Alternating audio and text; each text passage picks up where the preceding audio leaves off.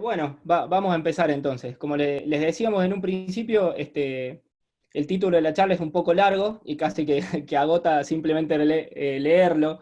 Pero bueno, son dos temas que yo encontré, al menos en mi experiencia, que son muy utilizados y por ahí no es tan muy claro qué significa, qué implica cada uno.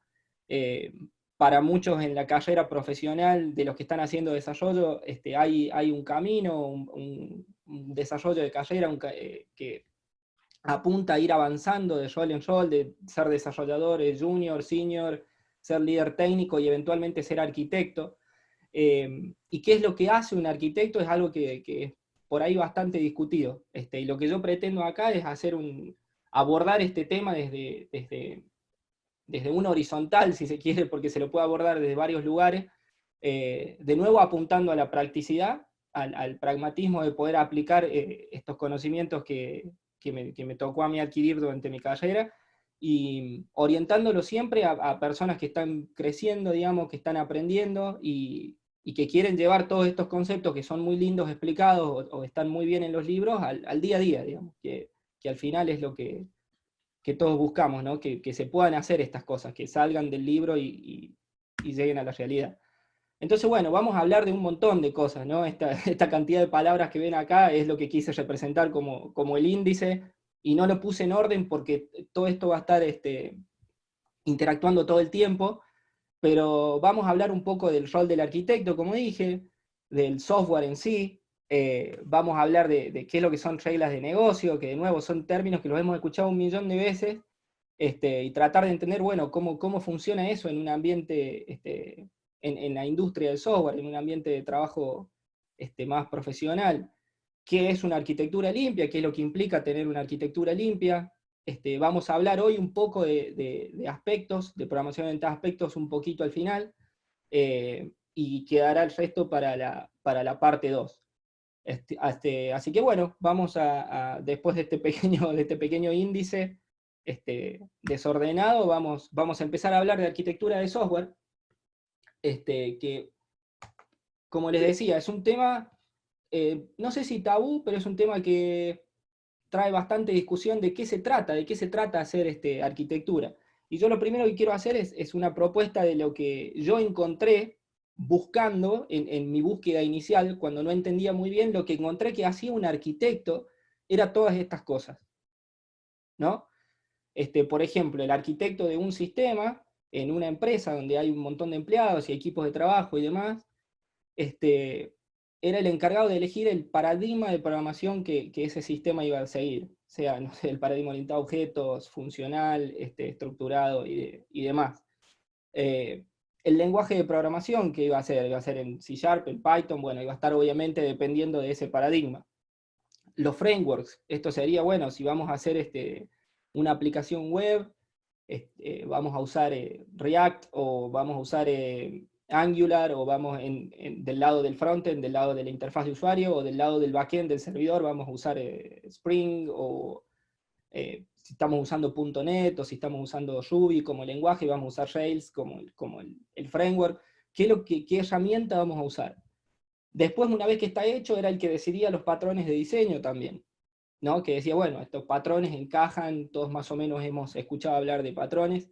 Otro gran tema, patrones, ¿no? Que también es dónde se usan, cómo se usan, de verdad se usan.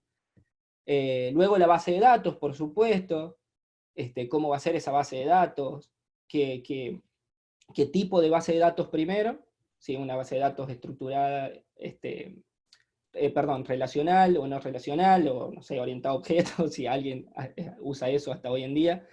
Y después cuál de los motores de base de datos que hay disponibles en el mercado va a ser el que va a estar usado.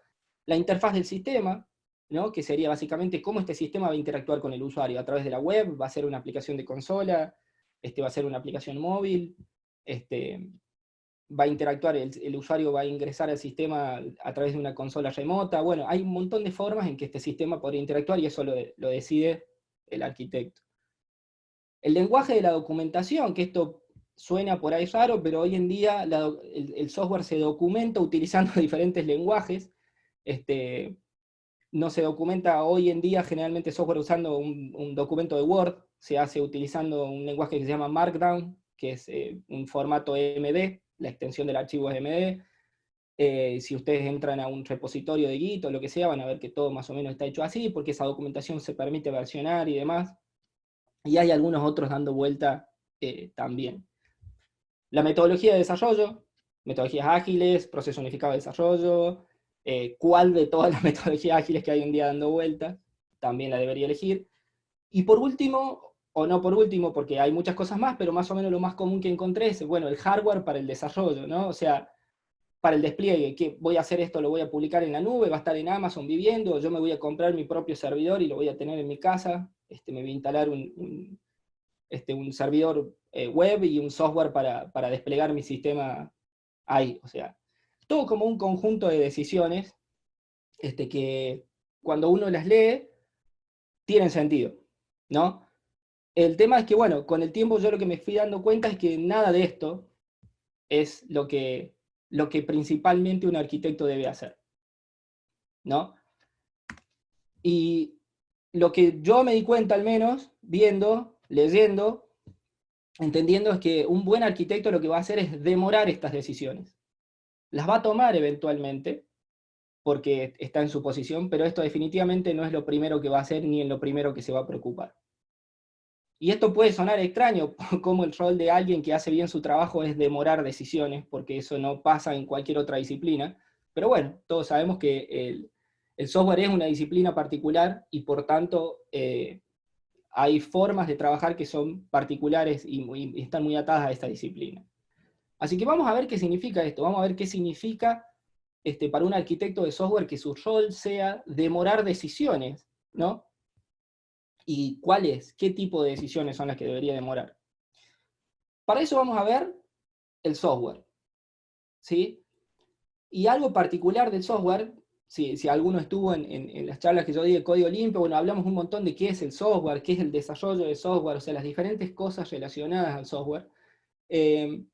Y hoy me parece que el tema interesante justamente para arquitectura es los valores que me provee una pieza, un pedazo de software, un programa, un sistema, o como queramos llamarlo.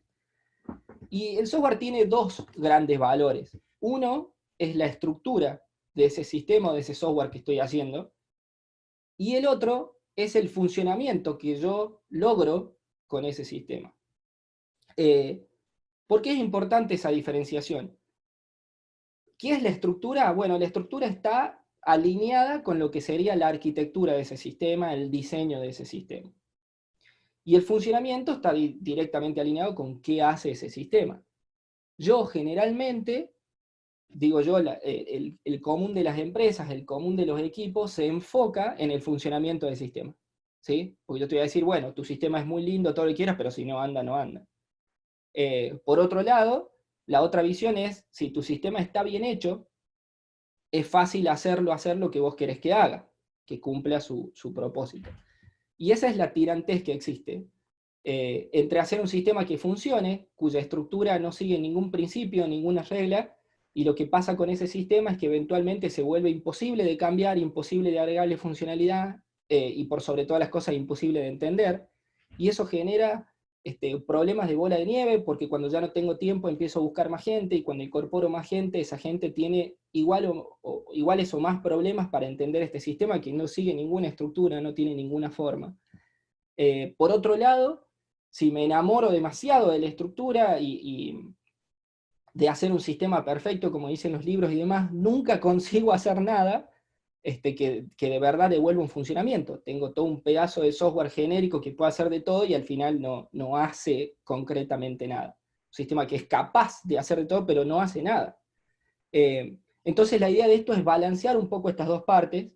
El desarrollo justamente ágil de software lo que propone es un poco esto, a través de conceptos como el diseño evolutivo. Yo voy haciendo a medida que voy entendiendo qué tengo que hacer, pero no olvidándome de la estructura, porque obvio que es importante que el sistema funcione, pero tiene que funcionar estar en base de una estructura que sea fácil de cambiar, ¿no?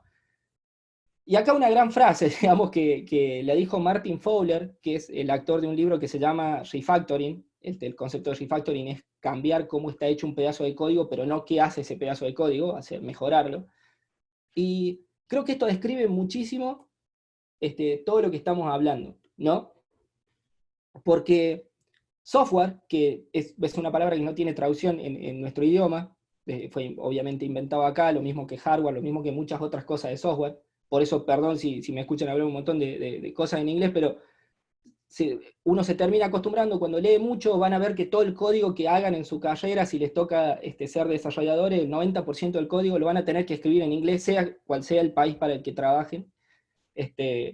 Así que desde ya, como en cada charla que me toca dar, les recomiendo que estudien inglés, que es sumamente importante, al menos para el código. Pero de nuevo, software no es una palabra que tiene traducción en nuestro lenguaje. Pero sabemos que lo que es soft, ¿no? Es algo suave, es la traducción literal, pero blando, cambiable, ¿no? Y ware es cosa, o sea, es una cosa cambiable. Entonces, la principal propiedad, el principal objetivo por el cual se creó el software es para que se pueda cambiar. ¿Y qué es lo que yo quiero cambiar?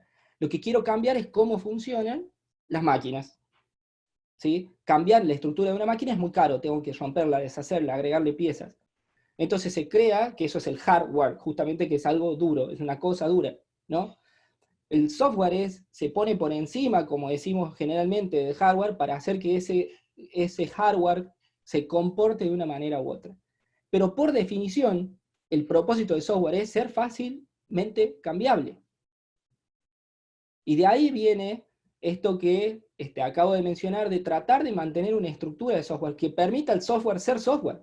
Porque si mi software solo hace lo que se supone que tiene que hacer en un periodo de tiempo corto, pasa a ser hardware. Estoy hardcodeando el funcionamiento, no una variable dentro del código. Estoy haciendo que el software haga solo una cosa.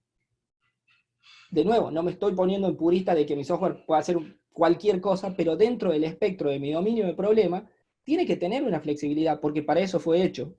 Para eso ese es el propósito, ¿no? Entonces, cuando hablamos de arquitectura, de estructura, y de que el rol del arquitecto es demorar opciones, ¿sí? Demorar opciones o decisiones, ¿qué tipo de decisiones son las que queremos demorar? ¿No? ¿Cuáles son esas decisiones que queremos desde el lado de la estructura demorar? Bueno, serán las que no son importantes, ¿no? Y sí quiero empezar a tomar aquellas que sean importantes, que permitan al software mantener su naturaleza de ser flexible, cambiable, adaptable. Esto describe un poco mejor el rol del arquitecto, ¿no? Yo debería poder mantener abierta la mayor cantidad de opciones posibles durante el mayor tiempo posible. ¿Sí? Esto quiere decir que incluso cuestiones que nosotros creemos que se deben decidir primero, porque yo las mencioné ahí, como la base de datos, son cosas que yo puedo demorar en la elección de mi sistema. Y son cosas que estamos acostumbrados a elegir como la primera medida del sistema. ¿Sí? Y vamos a ver por qué. ¿Por qué esto es, si se quiere, o como le llaman, hay un libro obviamente que se llama Arquitecturas Limpias, escrito por Robert Martin, que lo recomiendo fuertemente. Él habla de que la base de datos es un detalle del sistema. Y eso es algo bastante controversial para decir, porque todo el mundo cree, o estamos convencidos, de que la base de datos es la parte central del sistema. Yo pongo todo ahí, lo que hace el sistema es procesar datos. ¿Cómo no va a estar? ¿Cómo no voy a elegir eso primero? ¿No? Él como que da vuelta un poco esta visión y bueno, propone una alternativa que es la que vamos a revisar hoy, ¿no?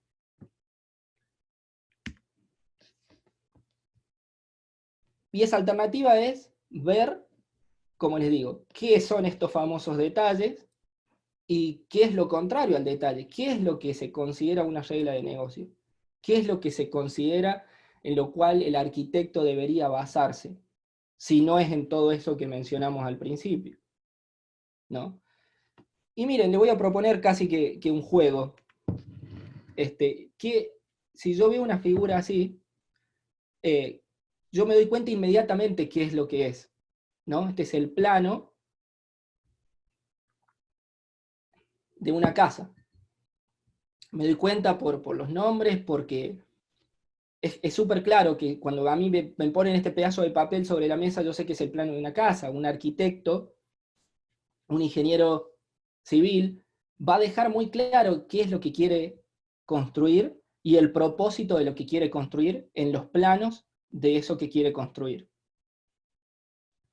Yo cuando veo este otro plano, no me toma más de 5 segundos darme cuenta que estoy viendo un restaurante, ¿sí? Donde hay mesas, sillas, una gran cocina, una entrada, etc. ¿No? Ahora, ¿qué es lo que me pasa cuando veo una visión alejada de un sistema? ¿Qué es lo que veo acá? Me encantaría que esto sea en vivo y sea una clase, así podemos hablar más. Pero bueno, me tengo que preguntar y contestar solo. Lo que vemos acá es nosotros, como desarrolladores de sistemas, exponiendo todo menos que lo que hace el sistema. ¿Sí? Porque esto puede ser el sistema de un restaurante, un sistema de reservas médico, puede ser un sistema de compra y venta, puede ser cualquier cosa. Yo lo único que sé de este sistema es que es un sistema web, ¿no? Porque, bueno, hay una cosa ahí que dice web config, sé que está hecho en .NET, porque, bueno, eso es un poco obvio, que esta es una ventana de Visual Studio, pero después veo controllers, models, views, no sé qué hace este sistema desde su vista más general, ¿no? ¿Y por qué pasa esto? Porque pongo el foco o pongo el centro en un detalle. La web es un detalle, de la misma manera que la base de datos es un detalle. Y esto de nuevo puede sonar controversial, pero vamos a ver por qué. Porque la web no es más que la interfaz con la que mi sistema interactúa con el usuario. No es una parte crucial del sistema. Programar esa parte tal vez sea algo complejo de hacer y nos tome mucho tiempo, y por eso creemos que es súper importante, pero no es nunca más importante que el sistema. ¿Sí? Por tanto, tenemos que entender, y lo que nos tiene que quedar de las reglas de negocios y de los detalles, ¿cuál es la diferencia? Es muy fácil. Las reglas de negocio son aquellas reglas que son verdad, aun si no estuviese el sistema de software. Y en eso se tiene que centrar el software. ¿Sí? Si yo tengo un sistema de atención médica que sirve para reservar turnos, todo lo que pasa adentro del negocio de atención médica conforma reglas de negocio que son ciertas haya o no haya sistema. Si mi sistema no está, la gente va a ir a reservar un turno a ese local. Bueno, no ahora, ¿no? Pero va a ir eventualmente. Entonces no puede ser que la web, la base de datos, la estrategia, el método de desarrollo de software, si es ágil o no ágil o lo demás, no tiene nada que ver con las reglas de negocio. ¿Sí? Entonces definitivamente no es algo en lo cual poner el foco en un principio ni mantenerlo con el tiempo. El detalle son todas esas cosas que no son reglas de negocio, que son ciertas solo para el software, que son necesarias para que el sistema cumpla esas reglas de negocio. ¿Cómo hacemos esto? ¿Cómo logramos entender qué es una cosa y qué es otra? Y por sobre todas las cosas, separar, como se dice, la paja del trigo, de dejar lo importante por un lado y los detalles por otro lado, para de verdad hacer, como decimos, una buena arquitectura. ¿Por qué esto va a conformar una buena arquitectura? Porque los detalles, si son detalles, tienen que ser fáciles de cambiar. Tienen que ser fáciles de cambiar porque tengo que mantener esto que vengo diciendo, que el software es soft, tiene que ser flexible. Pero las reglas de negocio no. Las reglas de negocio son reglas de negocio, son lo que hacen que funcione el sistema. No debería ser tan simple cambiar. ¿Sí? Y acá entra un tema muy importante. Un tema muy importante que es el tema de dependencias. Y por eso decía que había una mezcla de palabras ahí al principio, que vamos a hablar un poco de todo, y que son palabras que escuchamos un montón de veces, y que por ahí está bueno ponerlas en contexto en dónde encajan en un sistema de desarrollo de tamaño mediano o grande, ¿no? Y también entiendo que muchas de estas cosas que estoy hablando no van a pasar hasta que, si hay muchos estudiantes en el público, no tengan la chance de trabajar en un proyecto grande, de 20, 30 personas o más. Pero está muy bueno empezar aplicándolo en los nuestros, en los chicos, en los concretos, porque a partir de ahí, después cuando se tengan que integrar un equipo de trabajo más grande, les va a ser mucho más sencillo. Ya van a tener todos esos conceptos incorporados y no van a tener ningún choque cultural desde ese punto. Entonces, bueno, vamos a hablar de qué son las dependencias. Las dependencias son una gran herramienta, ¿sí? El manejo de dependencias, para ser más preciso, es una gran herramienta para manejar esta separación entre objetos, entre detalles y entre reglas de negocio, ¿sí? Y una herramienta a la vez que ayuda a hacer un buen manejo de dependencias es la programación orientada a objetos. Otro tema que de nuevo anda dando vueltas de cómo encaja todo con todo, ¿no? Por supuesto yo no voy a poder en 45 minutos hacer eso, pero voy a hacer mi mejor esfuerzo para bajar un poco a tierra algunas de estas cosas. Y ahora vamos a lo divertido, código, porque sí, esta es una charla técnica. Así que miren este código. Como les dije, les voy a empezar a meter algunas cositas en inglés, medio a propósito para que se acostumbren a leer el código, pero bueno, es un código que debería ser bastante fácil de seguir. Este es un código que lo que hace es encriptar. El usuario entra un texto, lo encripta y después sale el texto. Tan simple como eso. Por eso tan poquitas líneas de código. Y para hacerlo usa un algoritmo de cifrado que debe ser de los más viejos, si alguien cursó seguridad informática o alguna materia, que se llama Caesar Cipher, que básicamente agarra una letra y si ustedes ponen una A, lo reemplaza por una D. Salta 3 letras, si ponen una B por una E y así. Es un algoritmo de cifrado muy fácil de romper. Es cero seguro, pero bueno, sirve para los propósitos de este ejemplo. Y sé que por ahí no somos muy enamorados de los ejemplos académicos, pero para entender conceptos creo que es la mejor manera de comenzar.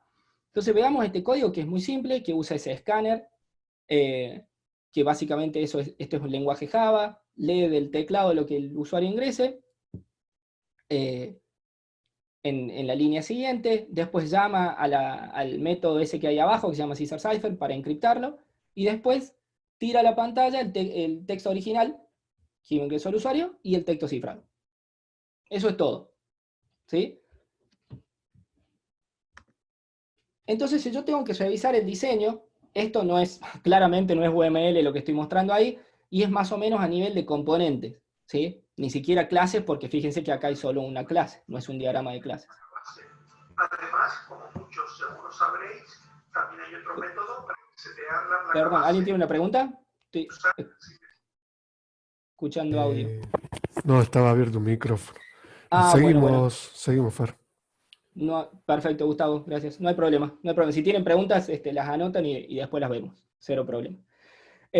Como les decía, este es un ejemplo bastante simple. Lo que yo propuse en ese diagrama es simplemente qué es lo que está pasando. La clase esta que se llama Caesar Cipher tiene si más o menos se acuerdan de composición, de paradigma, tiene un escáner, un objetito escáner, y un objetito que hace el output, digamos, a la consola, digamos, en este caso el system out.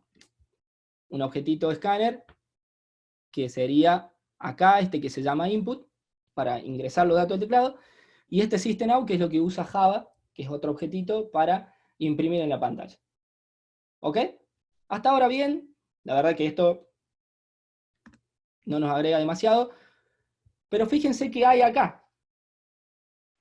Caesar Cipher es el negocio, las reglas de negocio, lo importante. Y el escáner y el out son los detalles. ¿Por qué? Porque en este caso, el escáner y el out son la forma que yo me comunico con el exterior, la interfaz del sistema. ¿Sí? Acabamos de decir hace unos minutos que incluso la web es un detalle. ¿Por qué? Porque es la forma en la que me comunico con el sistema. Y esto es la forma con la que me comunico con el sistema. Por tanto, pasa a ser un detalle. ¿Sí? Y fíjense que las reglas de negocio, que es el código del cipher, tiene los detalles. Y eso se llama depende de los detalles. ¿Sí? ¿Cómo yo sé que depende o de dónde saco ese concepto? Y básicamente me fijo qué se necesita para que esa clase esté presente. Y en Java eso se ve en los import. Así como, sí, en los import. ¿Sí? Las referencias de las clases o los paquetes que importamos para que nuestra clase funcione. Eso a la larga, cuando el sistema crece, me da a mí un grafo de dependencias. ¿Qué clase depende de cuál? Y cómo el sistema las ata para que se termine compilando y salga algo, ¿no? Y algo tan simple como ver esto me ayuda a mí a saber qué necesita esta clase para andar.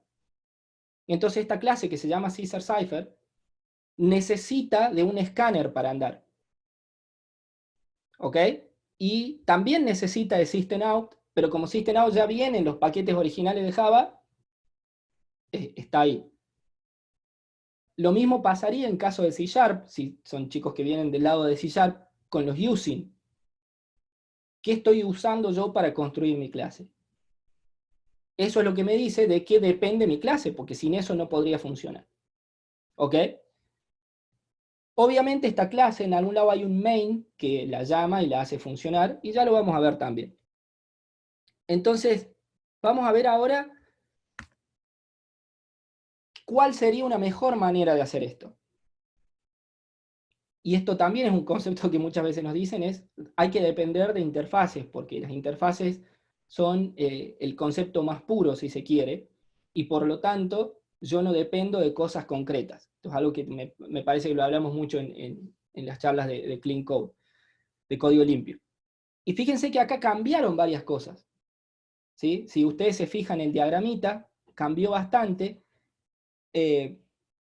Perdón, no cambió mucho, pero sí cambió, y vamos a ver qué es lo que cambió, porque sigue teniendo dos cosas, pero una cosa que sí está bueno notar es que ya no hay más import. ¿Sí? Ya no hay más import. La otra cosa que está bueno notar es que esta clase, a diferencia de la anterior, que vuelvo un cachito para que lo veamos, ¿no? Esta clase no tenía atributos porque usaba cosas que venían del sistema. ¿Sí? Por tanto, por ejemplo, si yo quería publicar esto en la web o ponerlo en una pantallita de Swing en Java, no podía. Tengo que cambiar este código y ya pierdo una funcionalidad para agregar otra.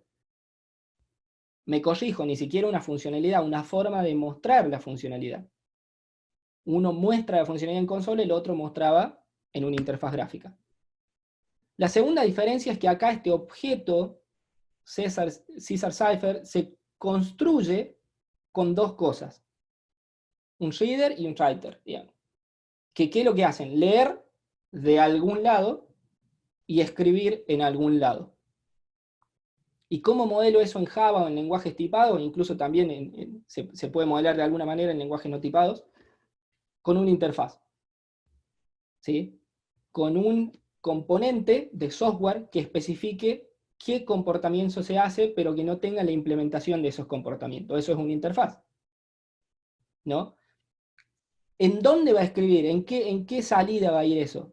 A la clase esta no le importa. Esta clase es agnóstica de eso. No sabe, no le interesa.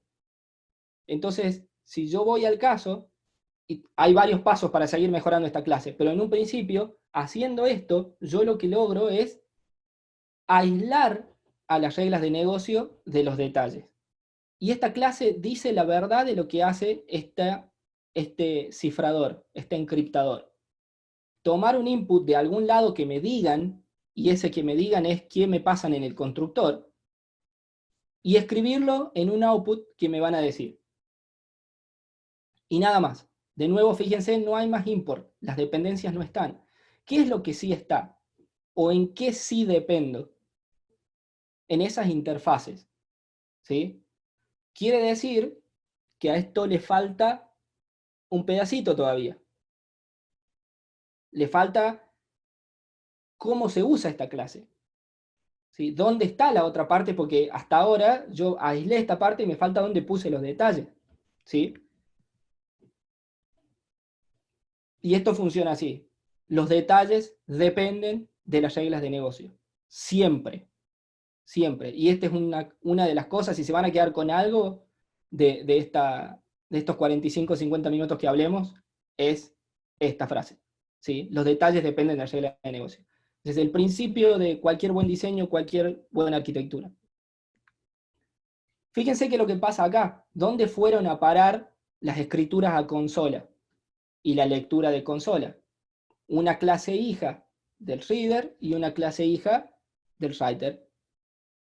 ¿Sí? En este caso, para ser más apropiados en Java, una implementación de la interfaz reader y una implementación de la interfaz writer. Que las ven ahí, que son muy simples, que lo único que hace, el reader tiene un read line y el writer tiene un write line. ¿Esto qué posibilidades me da? Infinitas desde el punto de vista de cuántos readers puedo hacer, todo lo que quiera. Puedo hacer un lector que lea desde la web, puedo hacer un lector que lea con un lector de código de barra, no sé. Puedo hacer un lector que lea con un escáner. Puede haber múltiples implementaciones de esa misma interfaz y yo las puedo cambiar sin tocar la clase Caesar Cipher. ¿Sí? Pero el punto más ahí es, ¿por qué es tan importante? ¿Por qué es tan importante mantener esta independencia? En un sistema tan chiquito como este no se ve, pero en sistemas grandes, de nuevo, es muy importante que el negocio se mantenga en un solo lugar. Y en un solo lugar incluso significaría en Java en un solo jar, en un solo DLL de .NET, ¿sí? En un solo paquete. Y que los otros paquetes dependan de ese paquete, no solo a nivel de clase, estoy hablando ya a nivel de componentes de más alto nivel. Pero para que eso suceda, tengo que empezar por lo concreto, de nuevo, por lo del día a día. Entonces, en donde yo, lo que hace mi sistema, lo tengo y lo tengo muy bien armado e independiente en un solo lugar. En este caso, yo lo único que hice, miren, es separar por paquetes. Paquetes de Java en este caso, ¿no? Pero después puedo seguir a más gran escala para lograr desintegrar esos detalles que no deberían estar ahí dependiendo. Y fíjense que esto ayuda a lo que venimos hablando de mantener opciones abiertas. Yo con esto mantengo opciones abiertas, mantengo cómo voy a interfacear con el usuario abierto, porque lo saco. Lo que hago es crear una frontera que le llama, un boundary que se llama, que son estas interfaces de acá. Eso es, bueno, yo sé lo que necesito leer de algún lado, pero no me importa cómo, no me importa desde dónde voy a leer, sé que necesito leer. Entonces lo que creo es dibujo la línea, marco el límite desde a dónde yo puedo depender de cosas y a dónde no. Sigamos viendo cosas más relacionadas a esto. ¿Dónde queda? Dijimos, ya vimos dos partes, ¿no? Vimos esta parte, que quedó un poquito más bonito, más ordenado, sin el import. Vimos la parte donde están las implementaciones, y nos estaría faltando nuestro viejo y conocido main, ¿no? ¿Dónde está el main? ¿Cómo anda todo esto? Porque ahora repartí todo por todos lados, ¿y dónde queda todo esto andando? Bueno, este sería el main, ¿no?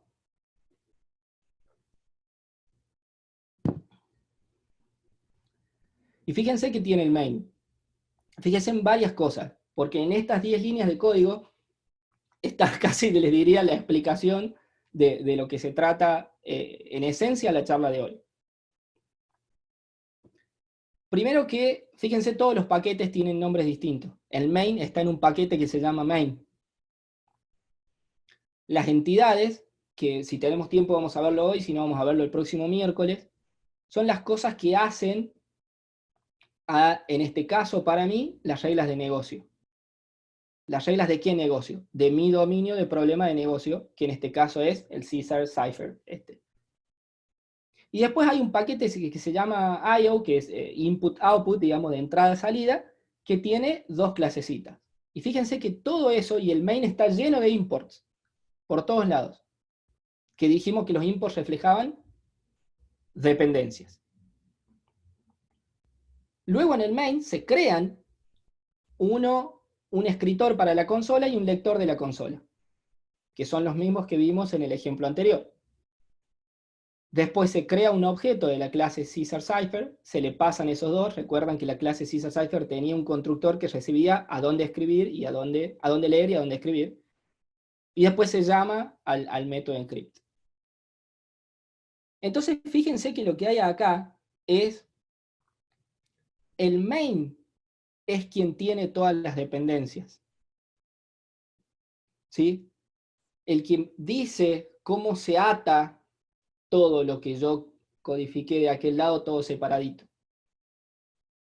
Esas interacciones que tienen que haber están acá en el main. Que ya vamos a ver después eso cómo se lleva a otro lado. Pero en un sistema cortito, el main es el que tiene todos los imports. Y es el que dice, bueno, vos vas acá, vos vas acá, vos acá. Entonces este Caesar Cipher trabaja con una consola, con otra consola, etc. Entonces yo pude, haber creado uno acá que diga Swing Writer, que escribe en una pantallita de Swing de Java. Y pasárselo, y no tendría que tocar Caesar Cipher. Otra de las ventajas de hacer esto es que si somos un equipo de 3 personas, el que cambia cosas en Caesar Cipher no se tiene que preocupar por nada de lo que hacen los otros de afuera. Y la otra persona del equipo que se encarga de hacer un montón de readers y writers no le importa nada de cómo funciona uno y el otro. ¿Qué es lo único que les importa? Respetar la interfaz que definieron entre ellos. Y en este caso esa interfaz es literalmente una interfaz Java, es un archivo Java que contiene la interfaz que dice que vos tenés que saber leer una línea para el caso del reader y tenés que saber escribir una línea para el caso del writer. ¿Sí? Entonces, ¿dónde queda el componente main? Que es también un componente. Fíjense cómo quedó toda la estructura de este ejemplito que empezó muy chiquito y ahora es bastante más grande. ¿Dónde quedó el componente main? Que de nuevo, fíjense todas las flechas amarillas, ¿a dónde van? Porque el main tiene todo. Es el que hace que todo funcione. Fíjense otra cosa. ¿Quiénes quedaron en el lado superior izquierdo de este grafiquito que es pseudo UML? El Caesar Cipher y las dos interfaces. Eso es mi sistema. Eso es el core de mi sistema. Esas son mis reglas de negocio para este ejemplo, para este dominio de problema. Y fíjense que abajo quedaron las dos implementaciones concretas que viven en ese paquetito IO, ¿no? Y el main vive del otro lado, y la frase esta que yo pretendo que se acuerden mientras puedan, es: los detalles dependen de las reglas de negocio. Entonces fíjense para dónde van todas las flechas en este sistema. No hay ninguna flecha que salga desde donde están las reglas de negocio hacia los detalles, como era al principio, donde mis reglas de negocio dependían de la consola. Ahora es al revés, todas las flechas van hacia las reglas de negocio, porque así tiene que ser. ¿Sí? Los detalles dependen de cómo es el negocio y no al revés. Mi sistema no puede estar todo hecho y atado para que ande en la web. Por más que vaya a andar siempre en la web. No es la mejor manera de hacerlo, porque hay cosas de la web que son dependientes de eso. De nuevo, la web es un mecanismo de delivery que le llaman, es una forma de entregar el funcionamiento del sistema y publicarlo hacia el usuario. No tiene que ver con las reglas de negocio del sistema. ¿Sí? Entonces, de nuevo, cuando yo no sepa más o menos cómo ir, hagan este dibujito. Y fíjense para dónde van las flechas. Si yo empiezo a tener cosas de las reglas de negocio que van fuera, van hacia los detalles, entonces algo debo estar haciendo mal. ¿Sí? Bueno, de nuevo, un ejemplo muy, muy chiquito que nos ayuda, creo, a entender bastante. Fíjense cómo quedaría entonces. ¿Qué es el negocio y qué son los detalles? ¿No? Ahora, si yo tuviese que ir a algo un poquito más grande, porque esta es una aplicación de consola, entonces ustedes me van a decir, de nuevo, de ejemplos académicos, igual creo que tiene mucho valor verlo de esta manera, porque es algo chico, concreto, y que tal vez muchos nos hemos tropezado con un pedazo de código similar o con un problema a resolver similar. Vamos a ir a algo más concreto. De nuevo, a estas dos frases que creo que son las más fuertes que dice Robert Martin en ese libro, es la web y la base de datos son detalles. ¿Sí? Cuando nosotros lo primero que preguntamos, ¿qué tipo de aplicación es web? ¿Sí? ¿Y a dónde va a guardar las cosas? Y después, ¿qué hace la aplicación? No importa, eso lo haces, no importa. O cuántas veces hemos escuchado, mira, descubrí este nuevo framework que vos le pones esto, esto y esto, y te hace todo solo. Entonces empieza justamente por el lado que no es. ¿Qué es lo que termina pasando? Y a mí me pasó, y les va a pasar, o seguro que ya les pasó, ese framework anda por un mes. Hasta que yo me di cuenta que mi dominio de problemas justo necesita lo que ese framework no tiene. Y entonces le tengo que hacer un cambio. Pero no es fácil de cambiar porque está preparado y basado en un detalle en vez de en las reglas de negocio. ¿Sí? Empezar por el lado opuesto generalmente tiene esas consecuencias. Se empieza muy rápido y se hace todo muy rápido. Pero eventualmente ya cuando tengo que cambiar algo que está preparado para funcionar de una manera, y yo justo necesito eso que no tiene, porque el software es así, ¿sí? Que esto también lo hemos hablado mucho, el software tiene muchas particularidades porque es una disciplina nueva. Entonces no es tan sencillo generalizar cosas como creemos. Si bien hemos hecho muchos avances, no es tan sencillo generalizar, si no, no tendríamos trabajo, ¿no? Así de simple. Entonces, bueno, la web y la base de datos son detalles. Y acá voy a ir un poco más a alto nivel, ¿no?